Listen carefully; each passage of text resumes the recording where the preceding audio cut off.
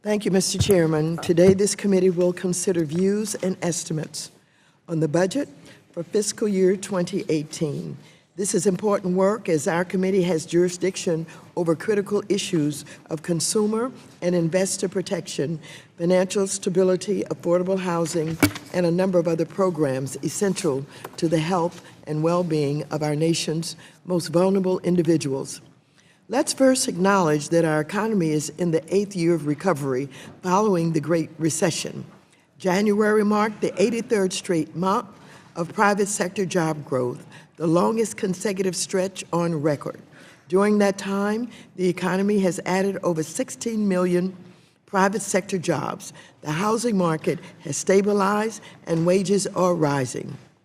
Considering the crashing economy the Obama administration inherited, this is remarkable progress. That said, we still have significant challenges to address. The wealth gap is unacceptably high, both between the wealthy and the rest of America, and between white households and minority households. Systemic inequities continue to impede progress for tens of millions of Americans, especially low and middle-income Americans and communities of color.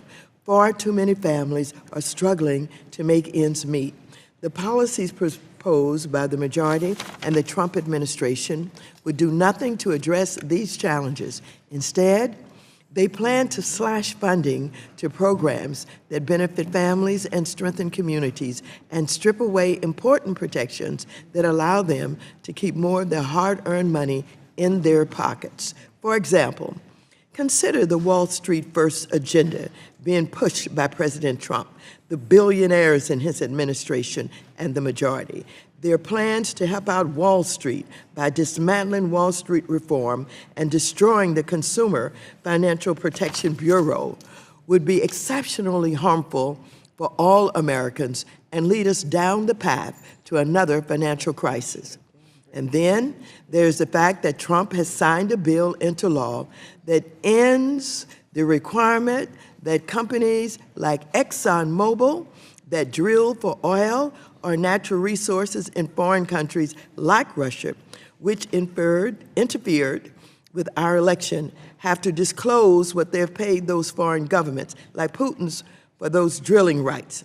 Suspicious actions like this are why I'm calling for an independent investigation of Trump's ties to Russia. Republicans should join me and other Democrats in this effort. The majority should look at its views, document, and ask, would this benefit all of America or just a few elites? If they reflected on this question, they might realize that their document makes no mention that there are nearly 550,000 homeless people in America today. Mr. Chairman, did you know that over 1/5 of people experiencing homelessness are children and nearly 7% are veterans? This is simply unacceptable and should be acknowledged as a problem in the committee's views. Democrats are committed to not just ending homelessness, but also to promoting strong consumer and investor protections, ensuring access to affordable housing, and helping American workers and small businesses thrive. I now yield back my time to Mr. Kildee of Michigan. The remaining